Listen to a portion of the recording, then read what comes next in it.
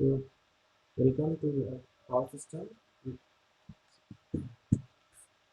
So last class हम लोगों ने सीक्वेंस इम्पीडेंस और पावर सिस्टम एलिमेंट्स को डिस्कस किया था. सो आज हम लोग तीन तरह का जो अनसिमेट्रिकल फॉल्ट है उसको स्टडी करेंगे. तो सबसे पहले क्या है कि अनसिमेट्रिकल फॉल्ट को स्टडी करने से पहले कुछ एजम्पशंस आपको दिमाग में रखनी है. सबसे पहले मैंने आपको बताया कि जो जनरेटेड ईएमएफ है, देखिए ईएमएफ ऑल्टरनेटर से बन रहा है, तो उस समय आपको ये मानना है कि जो ईएमएफ ऑल्टरनेटर से डेवलप कर रहा है, तो कहीं भी फॉल्ट अगर होता है ट्रांसमिशन लाइन में, तो वो क्या है कि ऑल्टरनेटर में कहीं फॉल्ट नहीं हुआ है. ठीक है ना, वो फॉल्ट ट्रांसमिशन लाइन में हुआ है. तो ऑल्टरनेटर जो पावर जो वोल्टेज बनाएगी, जो इंड्यूस करेगी, वो सही रहेगा, वो बैलेंस्ड रहेगा. सही रहने का मतलब बैलेंस्ड रहेगा. तो डेफिनेटली जहाँ पे बैलेंस्ड सिस्टम आता है वहाँ पे आपको पता है, हम लोग इमेजिन करके चलते हैं कि केवल पॉजिटिव या नेगेटिव रहेगा, जीरो सीक्वेंस नहीं रहेगा. अगर पॉजिटिव रहता है तो जीरो सीक्वेंस नहीं रहेगा, और नेगेटिव नहीं रहेगा, और नेगेटिव रहता है तो पॉजिटिव और जीरो सीक्वेंस नहीं रहेगा. ये हम लोगों ने पहले एग्जाम्पशन लिया था. इसी को कंसिडर करना है कि हम लोग पॉजिटिव सीक्वेंस को ही कंसिडर करके चल रहे हैं कि ये रहेगा बैलेंस सिस्टम में, नेगेटिव और जीरो नहीं रहेगा. ठीक है. नेक्स्ट है no current flows in the network other than due to the fault. That is load current. मतलब ये मान के चल रहे कि जो लोड करंट है ना, वो फॉल्ट करंट की तुलना में काफ़ी छोटा है, इसीलिए इसको नेग्लेक्ट कर देते हैं. समझना है, जो फॉल्ट आ रहा है उस समय डेफिनेटली फॉल्ट के समय जो फॉल्ट करंट की वैल्यू होगी, जब फॉल्ट आएगा तो फॉल्ट करंट की जो वैल्यू होगी वो डेफिनेटली क्या होगी, काफ़ी कम ज़्यादा होगी लोड करंट. जैसे यहाँ पे देखिए single line to ground fault है, तो मतलब आर फेज में फॉल्ट हुआ है तो वाई और बी में तो करंट फ्लो करेगा ही ना. बट ये जो करंट है ये वैल्यू काफ़ी छोटा है, जो फॉल्ट करंट आर फेज में फ्लो किया उसके तुलना में. ठीक है. इसी वजह से हम लोग लोड करंट को नेग्लेक्ट कर देंगे. तो थोड़ा सिंप्लीफाई हो जाएगा हमारा जो एनालिसिस है, थोड़ा सिंपल हो जाएगा. तीसरा, impedance of the fault is zero. ये मान के चल रहा है कि जहाँ पर फॉल्ट हुआ उस पॉइंट की से जो करंट ग्राउंड की तरफ जा रहा है उसकी इम्पिडेंस जीरो होगी, क्योंकि आपको पता है ना कि यहाँ पे ग्राउंडिंग होता है तो हम लो इम्पिडेंस कर देते हैं. ठीक है. इसी वजह से कहीं पर अगर फॉल्ट हो रहा है तो फॉल्ट पॉइंट पूरे ट्रांसमिशन लाइन में नहीं, फॉल्ट पॉइंट से जहाँ पे फॉल्ट हो वहां से ग्राउंड तक की इम्पिडेंस जीरो है. ठीक है. नेक्स्ट है आर फेज को हम लोग रेफरेंस ले रहे हैं, जो मैंने पहले ही बताया, आर फेज को रेफरेंस ले रहे हैं, वाई को भी ले सकते हैं, बी को भी ले सकते हैं. ठीक है.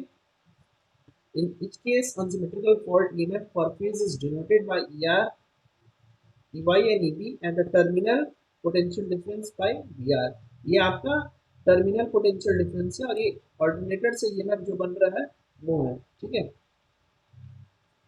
इसलिए ER के बाद ही कहीं फॉल्ट आएगा, और ये क्या है, VR हो गया लाइन वोल्टेज, ये तीनों लाइन वोल्टेज हो गया, फेज वोल्टेज हो गया. ठीक है. चलिए नेक्स्ट आता है पहला हमारा फॉल्ट जो है वह single ground to line fault. हमने इमेजिन किया है कि आर फेज में फॉल्ट हुआ है. ठीक है. तो आर फेज में फॉल्ट हुआ मतलब उसको ग्राउंडिंग मिला, that means V R will be equal to zero. I Y और आई बी जो मैंने बताया लोड करंट है, उसको हम लोग इमेजिन कर रहे हैं कि वो फॉल्ट करंट की तुलना में काफ़ी छोटा है, इसलिए उसको नेग्लेक्ट कर दिया. ठीक है. चलिए नेक्स्ट इसको एनालाइज करते हैं. सर्किट, पहले सर्किट देख लेते हैं कैसा है.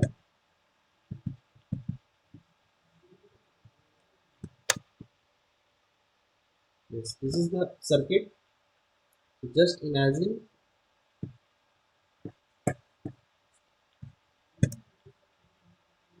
just imagine this is the actual scenario.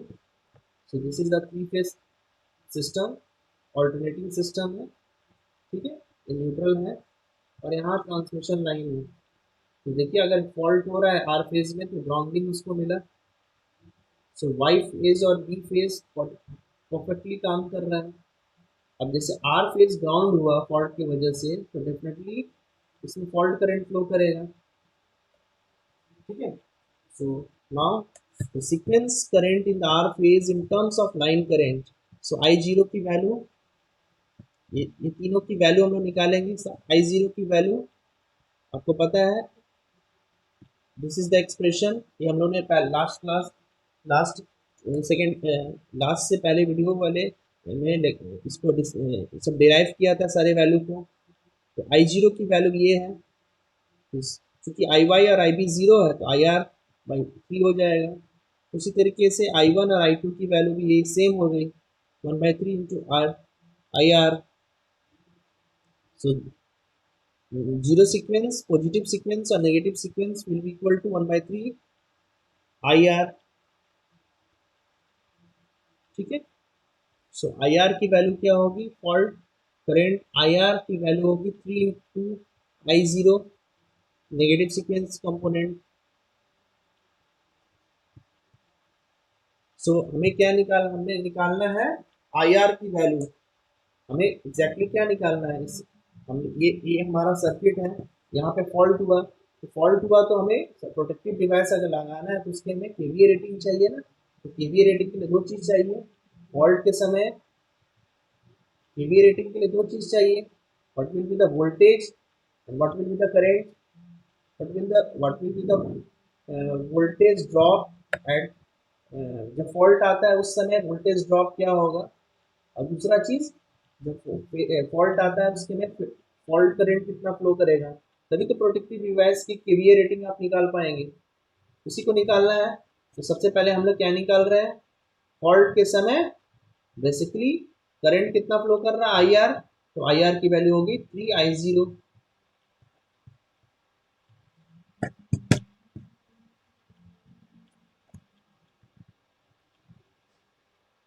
So so fault,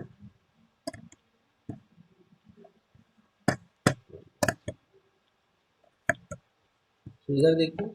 so so first expression क्या है, I are fault current. Fault current आपको निकालना है। तो मैंने यहाँ पे बताया जैसे थ्री आई जीरो, और थ्री आई आई जीरो की वैल्यू क्या है, ये तो आई जीरो नेगेटिव सीक्वेंस करंट हो गया। अब इसकी वैल्यू क्या होगी, इसकी वैल्यू देखिए हम लोग इस तरीके से निकाल रहे हैं। सो ई आर क्या है, voltage across the R, alternator के टर्मिनल्स आर फेज की voltage will be equal to I one into Z one plus I two into Z two plus I zero into Z zero. So I one I two और I zero क्या है, आई one I two और I zero क्या है, symmetrical component है I are का, है ना। आई आर का ये सिमेट्रिकल कंपोनेंट है। और तो positive will be multiplied with the positive impedance, positive sequence impedance of alternator. Z one Z two और जेड जीरो क्या है, ये है आपका सिमेट्रिकल कंपोनेंट किसका, this is the symmetrical component of generator. जब फॉल्ट हुआ, जब भी फॉल्ट होगा उस समय ऑल्टरनेटर का इम्पिडेंस चेंज होगा। तो ऑल्टरनेटर का इम्पिडेंस जब चेंज होगा तो अनबैलेंसिंग नेचर आएगा। Z one will be the positive sequence component, Z two will be the negative and Z zero will be the zero sequence component. तो वो मल्टीप्लाई हो जाएगा किससे, corresponding positive sequence current, negative sequence current and zero sequence current plus VR। VR क्या हो गया, VR will be जहाँ fault हुआ वहां से लेकर ग्राउंड का, VR will be the voltage drop between R phase and ground। सो आपको पता है फॉल्ट है तो उसके बीच का वोल्टेज ड्रॉप जीरो हो जाएगा। वोल्टेज ड्रॉप जीरो होगा तभी तो करंट हाई हो जाएगा। सो सो VR की वैल्यू जीरो हो गई। आई वन आई टू और आई जीरो की वैल्यू सेम है जो हमने ऊपर में पुट किया था। सो यहाँ से आई जीरो की वैल्यू ये निकल गई। अब देखिए, सो जेड वन जेड टू और जेड जीरो क्या है, ये sequence component of the generator है। ये ऐसा लग रहा है तीनों सीरीज में है। और three E R voltage, alternator का जो आर फेज का पोटेंशियल हो गया it will be 3R at the after fault. So यहाँ देखिए एक्सप्लेनेशन क्या दिया हुआ है, this expression one shows that जब फॉल्ट के समय the corresponding phase sequence impedance in series with imaginary vector, actual में वोल्टेज कितना था ऑल्टरनेटर का, ई आर था। नॉर्मल केस में जब बैलेंस बैलेंस सिस्टम था उस समय वोल्टेज कितना था ऑल्टरनेटर के आर फेज में, ई आर। पर जब फॉल्ट हुआ तो इम्पीडेंस चेंज हुआ जनरेटर का, तो इम्पीडेंस जब चेंज हुआ उस वजह से क्या हुआ कि जो वोल्टेज है आर टर्मिनल का that will be increase to 3R E R, जो यहाँ लिखा हुआ imaginary generator off voltage 3R। ठीक है, सो सोचिए sudden voltage was ER but sudden voltage 3ER बढ़ गया, and impedance will be Z1 plus Z2 and Z0, that's why ER current will be increased। ER क्यों बढ़ेगा, क्योंकि वोल्टेज बढ़ गया। तो ER की वैल्यू 3 I0 है, I0 हम लोग ने निकाल लिया था। सो फॉल्ट करंट कितना हो गया 3ER divided by Z1 plus Z2 plus Z0। ठीक है, मैंने आपको बताया था ऑल्टरनेटर के नेगेटिव सीक्वेंस क्या होते हैं, को नेग्लेक्ट कर देते हैं। तो Z2 को आप नेग्लेक्ट, इसका रियल कैलकुलेशन जब होगा तो Z2 can be neglected, but Z1 because Z1 is has a very high value, Z1 Z2 की तुलना में काफी ज्यादा है। ठीक है, Z1 और Z0 will be equal to, अगर क्वेश्चंस में दिया है तो Z0 का वैल्यू लिख दीजिए, अगर नहीं दिया है तो Z0 का वैल्यू क्या होगा, इक्वल टू Z1 होगा। ठीक है, और Z2 की वैल्यू काफी छोटी होती है तो आप नेग्लेक्ट कर सकते हैं, अगर क्वेश्चंस में दिया है तो उसको फिर कंसिडर कर लीजिएगा, अदरवाइज यू कैन नेग्लेक्ट। तो आपने फॉल्ट करंट निकाल लिया, अब आपको क्या निकालना है, फेज वोल्टेज, तभी तो आप प्रोटेक्टिव डिवाइस डिजाइन कर पाओगे। तो देखिए फॉल्ट जब होता है उस केस में क्या हो रहा है एग्जैक्टली, जो मेरा टर्मिनल जनरेटर के टर्मिनल का वोल्टेज है वो ई आर से इंक्रीज होकर 3 ER हो जा रहा है, that's why excessive current will flow in the circuit, काफी हाई करंट फ्लो करेगा। ठीक है, this is the E R, fault हुआ सो इसमें एक्सेसिव करंट फ्लो करेगा यहां से यहां तक, जिसकी वैल्यू क्या होगी 3 into ER divided by Z1, Z2 and Z0, where Z1, Z2 and Z0 are the sequence component of the generator after fault। ठीक है,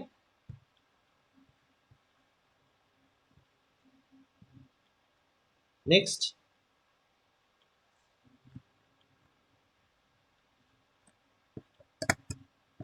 सो एक चीज और है, अगर मान लीजिए आपका अर्थ इम्पिडेंस दिया हुआ है, मतलब जहां पर न्यूट्रल है अगर वहां पे अर्थिंग किया हुआ है तो अर्थिंग का इम्पिडेंस क्या होगा।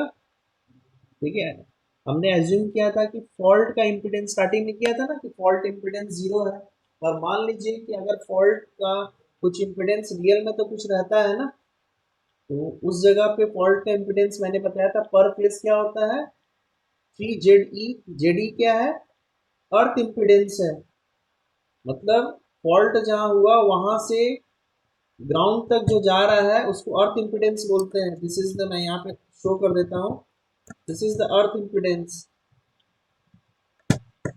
this is the earth impedance from this point to ground। Okay, so question में अगर दिया नहीं है तब तो ठीक है, अगर दिया है तो जनरली जो अर्थ इम्पिडेंस है वो क्या होता है 3 ZE होता है पर फेज, और टोटल टोटल अर्थ इम्पिडेंस कितना होता है ZE होता है, तीनों it seems all the three are connected in parallel, that's why इसका Z इक्विवेलेंट हो जाता है। ठीक है, आर फेज, वाई फेज और बी फेज में अर्थ प्रोडक्शन रहेगा ना, एक अर्थ प्रोडक्शन को एक इम्पिडेंस क्रिएट रहेगा इस जगह से लेकर ग्राउंड तक, कुछ इम्पिडेंस क्रिएट करेगा ना, उसी इम्पिडेंस को हम जेड ई इम्पिडेंस बोलते हैं।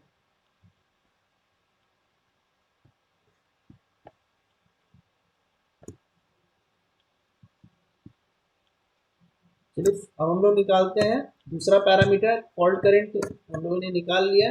नेक्स्ट है हमारा फेज वोल्टेज एट फॉल्ट।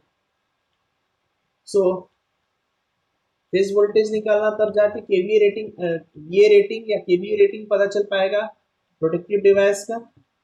सो मैंने बताया कि जैसे जनरेटेड ईएमएफ जो है is of only positive sequence because it is balanced, है ना, वो बैलेंस्ड है। नेगेटिव सीक्वेंस और जीरो सीक्वेंस जीरो होता है, तो नेगेटिव और जीरो सीक्वेंस कंपोनेंट को जीरो ले लिए, one will equal to V R. So देखिए V1 की वैल्यू क्या होगी, V R is equal to zero, V R is equal to V1 plus V2 equal to V zero, equal वो क्या होगा, जीरो होगा, ठीक है।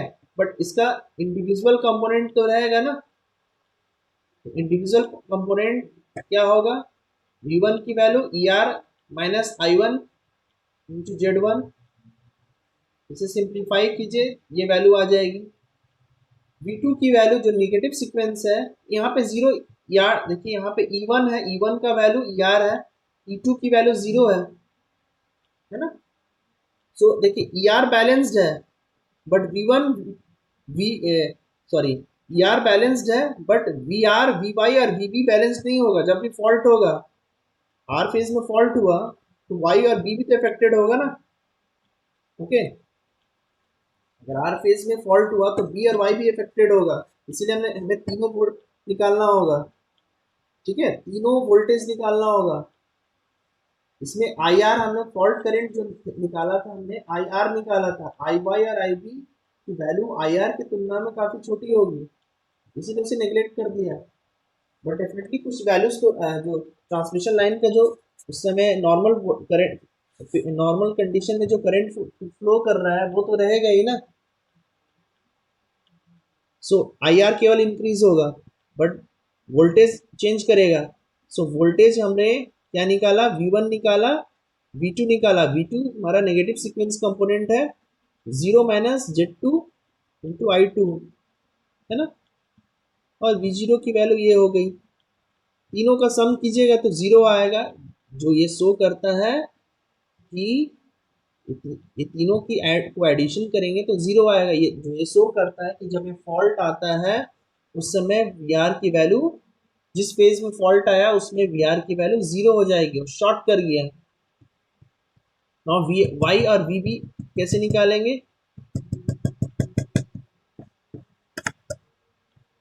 वी बी कैसे, वी वाई कैसे निकालेंगे, आपको पता है, V zero plus a square into V one plus a into V two, है ना। ये फॉर्मूला हम लोग ने पहले डिराइव किया है। सो इसको आप आसानी से निकाल सकते हैं, V0 V1 और V2 की वैल्यू निकाले हैं, पुट कीजिए and it will get the easily value of Vy and similarly you can get the value Vb also. Vb में चेंज हो जाएगा, इधर a हो जाएगा, इधर a स्क्वायर हो जाएगा, जो हमने स्टार्टिंग में फेजर डायग्राम से बनाया था, है ना। सो हमने फेज वोल्टेज भी निकाला, फॉल्ट करंट भी निकाला। अब देखिए आप तीनों फेज में आर वाई बी में तीनों जगह प्रोटेक्टिव डिवाइस लगाइएगा, उसकी केवीए रेटिंग आपको पता हो जाएगी। अब कौन सा केवीए रेटिंग लीजिएगा, सीधा सा देखिए, वी आर की वैल्यू जीरो है, वी आर की वैल्यू जीरो है but we will have a high I R. उसी तरीके से वी वाई और वी बी है, दोनों की वैल्यू सम रहेगी, ठीक है, और आई आर, आई वाई और आई बी भी रहेगा सर्किट का कुछ, क्लियर। तो हमारा एक वीए रेटिंग पता चल जाएगा तीनों फेज का, तीनों फेज का वीए रेटिंग पता जाएगा, जो सबसे हाई वैल्यू होगी उस हिसाब से हमने वहां प्रोटेक्टिव डिवाइस लगा देना है। ठीक है। सो करंट रेटिंग देखिए इसका, इस यहाँ पे प्रोटेक्टिव डिवाइस का वी रेटिंग आपको 0 दिख रहा है, बट करंट रेटिंग तो रहेगा ना, current rating will be high. So this is all about, देखिए ये आई वाई और आई बी को जीरो मान रहे हैं आई आर की तुलना में, एक्चुअल में it will not be zero, it will have some value, but we are comparing with these two values with the IR values, that's why इसे हम लोग जीरो ले लिए हैं, और रियल में ये दोनों जीरो नहीं रहेगा। ठीक है, तो हमें प्रोटेक्टिव डिवाइस की करंट रेटिंग, वोल्टेज रेटिंग और केवीए रेटिंग तीनों, वीए रेटिंग तीनों पता चल गई। ठीक है, okay, we will discuss in the next class line to line fault। Thank you.